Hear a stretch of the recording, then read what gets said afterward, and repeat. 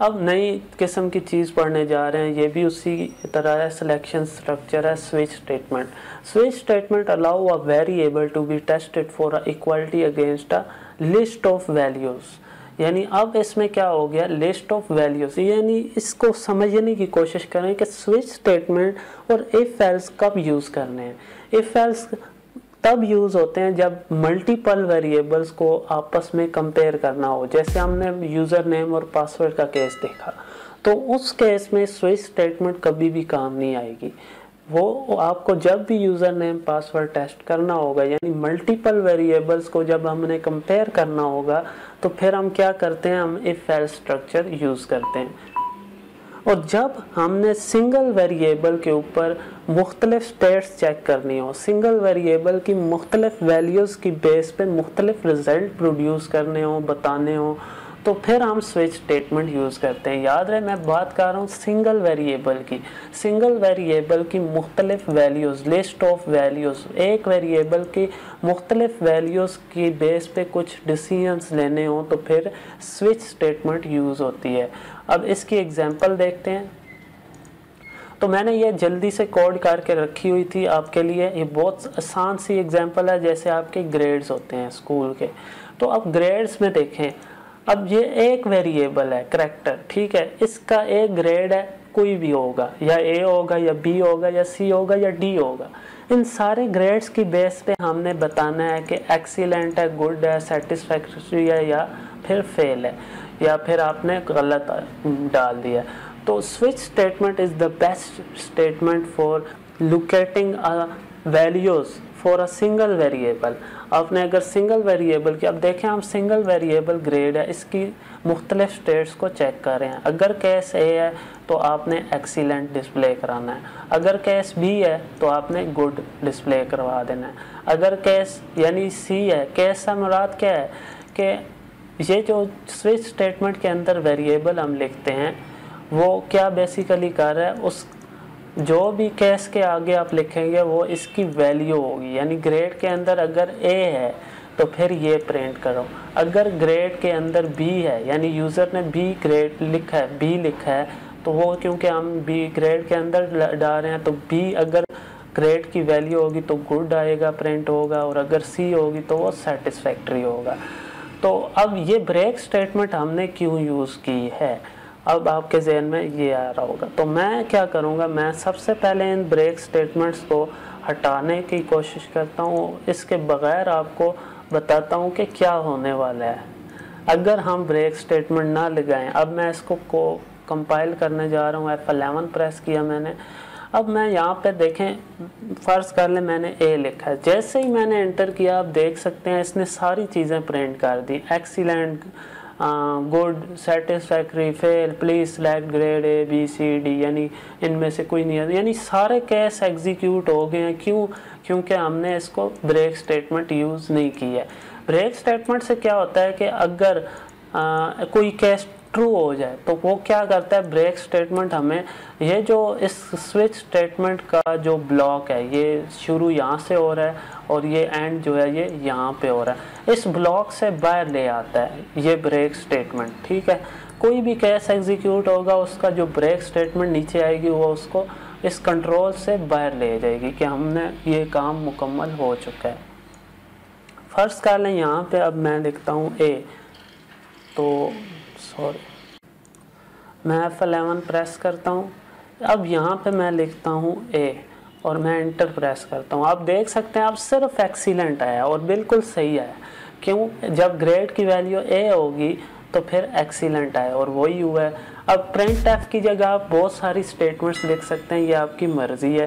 फ़िलहाल मैं आपको इसकी और कुछ वैल्यूज़ डाल के बताता हूँ। फ़र्स्ट कर लें मैंने सी डाला, फिर एंटर किया तो आप देख सकते हैं सेटिस्फैक्ट्री आ गया। अब मैं अगर इनमें से ए बी सी डी के अलावा मैं कुछ स्मॉल ए डालता हूँ, याद रहे सी लैंग्वेज केस सेंसिटिव है। केस सेंसिटिव से मुराद ये है कि कैपिटल ए स्मॉल ए से डिफरेंट तस्वर किया जाता है। तो अब मैं स्मॉल ए डालूंगा तो ये देखें ये क्या एग्जीक्यूट हुआ, अब ये डिफ़ॉल्ट कंडीशन एग्जीक्यूट हुई है। क्यों? ना स्मॉल ए यहाँ पे है, ना यहाँ पे है, ना यहाँ पे है, ना यहाँ पे है। तो फिर वो क्या करता, वो फिर मजबूरन किधर है, अगर सारे केस गलत होते हैं तो फिर स्विच स्टेटमेंट का डिफ़ॉल्ट केस एग्जीक्यूट होगा, यानी कि सब केस गलत फिर डिफ़ॉल्ट में आना है, डिफ़ॉल्ट में जो भी होगा वो एग्जीक्यूट करेगा।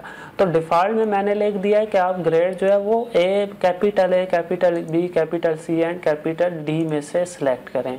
तो उसने क्योंकि ए किया था यूज़र ने, तो उसने ये आउटपुट जनरेट कर दी कि भाई आप कैपिटल वाले लफ्ज़ यूज़ कर सकते हैं, दूसरे नहीं, और ए बी सी डी के अलावा आपको किसी और लफ्ज़ के ऊपर आपको कुछ भी नज़र में नहीं आने वाला है। तो ये देखें स्विच स्टेटमेंट की ये सिंपल सी चीज़ है, बहुत आसान है, आपको बस ये पता होना चाहिए। अभी मेरा जो मेन पर्पज़ ये है लेक्चर्स बनाने का, आपको हर कंट्रोल स्ट्रक्चर के ऊपर पता हो कि वो कहाँ लगना है। जैसे एक मैकेनिक होता है, उसको पता है कि 10 नंबर की चाबी 10 नंबर के नट के ऊपर लगनी है, यानी उसके जितने भी टूल है कौन सा टूल कब और कहाँ पे लगाना है, ये मैकेनिक को पता होता है। तो इसी तरह जो प्रोग्रामर होते हैं, ये जो switch statement, if else, loops, जितनी भी ये चीज़ें हैं, ये सारे आपके लिए वो टूल किट है। अगर ये टूल किट आपकी स्ट्रॉन्ग होगी तो आप किसी भी प्रोग्रामिंग लैंग्वेज, चाहे वो पाइथन हो, चाहे वो सी हो, सी शार्प हो, सी प्लस प्लस, जावा, कुछ भी हो, सी शार्प हो, किसी भी लैंग्वेज में आप चले जाएं, ये टूल किट आपकी सेम रहेगी। यानी स्विच स्टेटमेंट चाहे पाइथन की है, चाहे वो जावा की है, चाहे सी प्लस प्लस की है, चाहे सी की है, इसने वहीं पे लगना है जहाँ पे सिंगल वेरिएबल की मुख्तलिफ वैल्यूज़ की स्टेट के थ्रू आपने कुछ कोड जनरेट करवाने हो, कुछ स्टेटमेंट एग्जीक्यूट करवानी है एक वेरिएबल की मुख्तलिफ स्टेट पे, तो वो स्विच आप वहाँ पे यूज़ करेंगे। उसका सिंटैक्स डिफरेंट होगा लैंग्वेज की वजह से, लेकिन मेन लॉजिक जो है वो सारी लैंग्वेजेस का सेम है। आप गूगल करके सिंटैक्स निकालेंगे, आप लगाएंगे, आपका कोड ज़बरदस्त चलेगा। आपका मेन जो पर्पस मेरे लेक्चर्स का है वो ये है कि मैं आपके ये जो टूल किट के जो कंसेप्ट्स हैं इनको बताऊं कि कौन सी चीज़ कब कहाँ कैसे यूज़ करनी चाहिए। तो आई होप आपको ये क्लियर हो चुका होगा।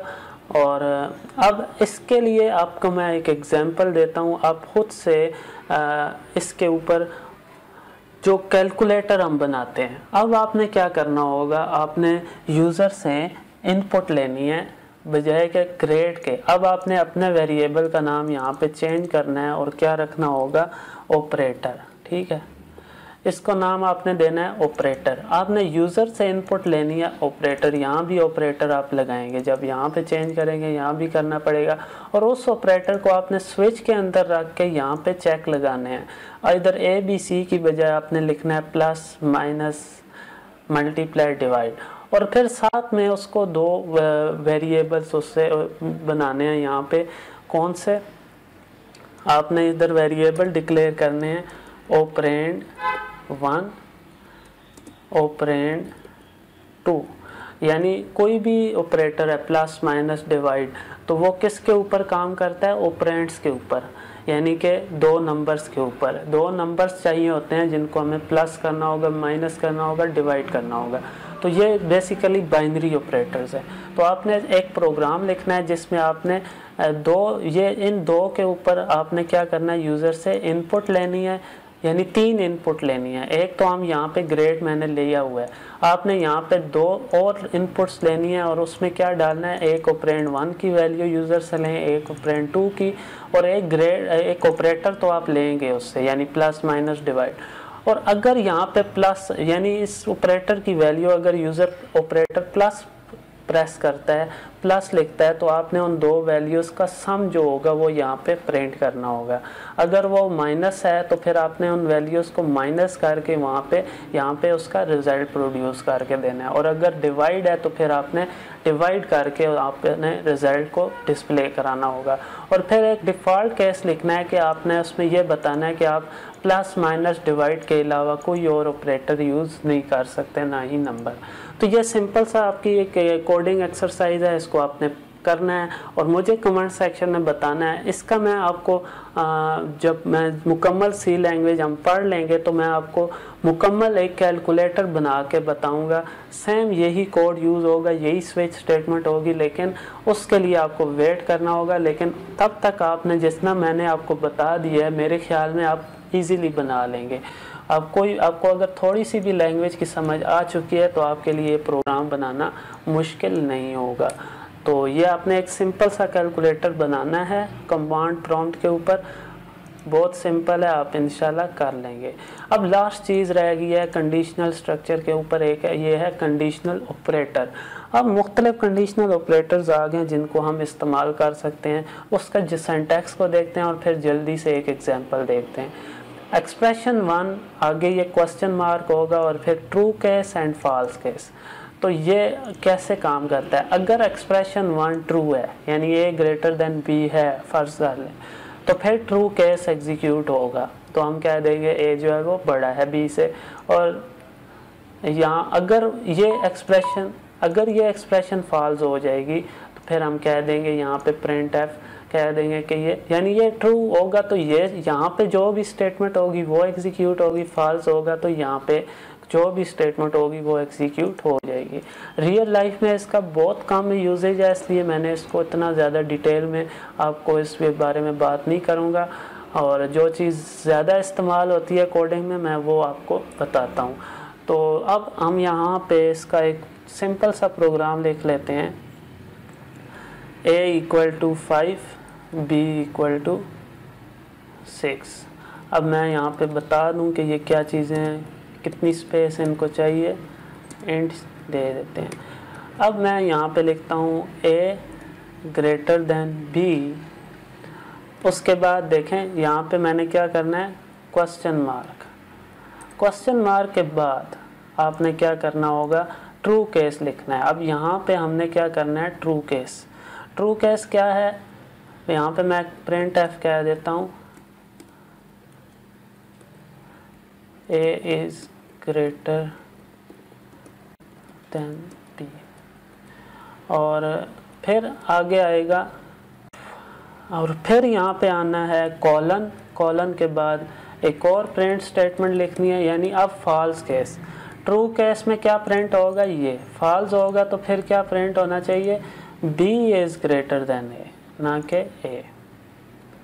ठीक है, अब मैं इसको एग्जीक्यूट करवाता हूँ। यहाँ पे मैं सेमीकोलन भूल गया हूँ, इसको एग्जीक्यूट करवाया। अब ये कह रहा है b is greater than a, क्यों, a की वैल्यू 5 है, b की 6 है, तो मैं क्या आ रहा हूँ इधर a ग्रेटर देन b। तो ये एक्सप्रेशन क्या होगी, फॉल्स हो गई है, क्योंकि a तो छोटा है b से। तो जब ये बड़ा था तो फिर ट्रू केस एग्जीक्यूट नहीं हुआ है, ये फॉल्स वाला केस एग्जीक्यूट हुआ है, यानी b जो है वो ग्रेटर देन है a के। तो ये सिंपल सी एग्जांपल थी, आई होप आपको समझ में आ गई होगी। अगर अभी तक आपने ये चैनल सब्सक्राइब नहीं किया तो इस चैनल को लाजमी सब्सक्राइब करें और साथ में बेल आइकन को भी प्रेस कीजिएगा, क्योंकि ये चैनल आपको बहुत अच्छी सी एजुकेशनल वीडियोस लेके आता है, आपको आपकी पढ़ाई में आपकी मदद करता है। तो thanks for watching. Next episode में आपसे मुलाकात होगी, तब तक के लिए आसिफ जलाल को दीजिए इजाज़त। अल्लाह हाफिज़, अस्सलामु अलैकुम।